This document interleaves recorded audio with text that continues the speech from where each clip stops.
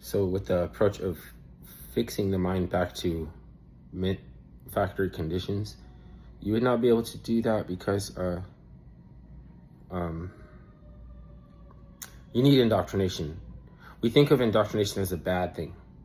It's no good or bad, right or wrong, but we won't go from a point of thinking of indoctrination as a bad thing to just removing it. You don't get rid of it. You change your mind in thinking about it until it's a good thing, because you need it in order to operate in your fraternity, in your with your peers, like in your contemporaries. And there's an overlap. There's like these three circles that overlaps. It's like a society made up of this, and so whoever is in charge of protecting it has to correlate to those things that are its foundations.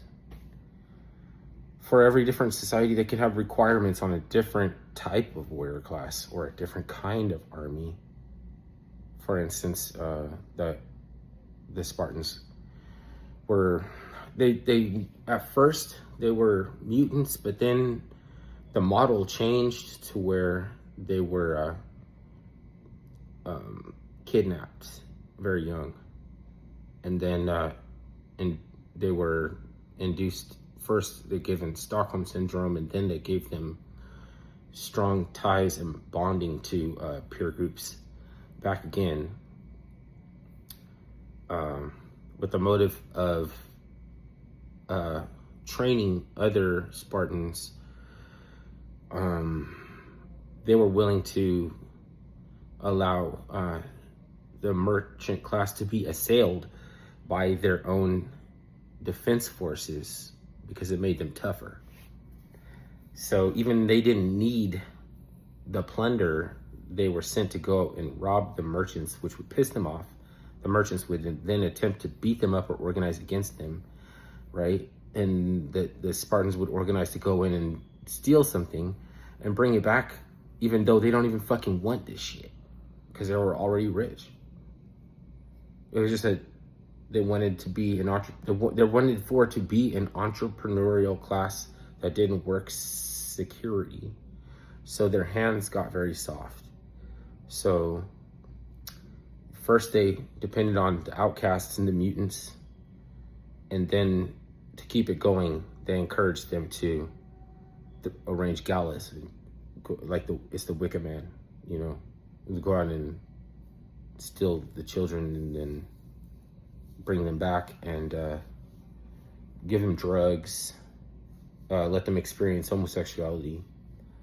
Because back then, the warrior class was homosexual. That's where the word gay came from, gala. It didn't come from the word for being happy. It came from the word gala. So things change over time. Now you can say that's the Pansies or whatever, like there could be a Pansy division. There's a punk band called the Pansy Division. Almost like they knew history. You would have to know history to wear their t-shirt, otherwise you would just be a weird, like they wouldn't even want you. And they just like, cause like you're not consistent with it. It's a consistency with the dogma and the type of peace that your contemporaries are willing to settle for. That's the reason that they had to fight. And you can't maintain your nobility without maintaining the warrior class. So in different arrangements, like different scenarios, like you could have different types of warriors. For a long time, there was nothing but marauders and bandits working by themselves, like kind of organized chaos. And a nobility struggle very hard to maintain.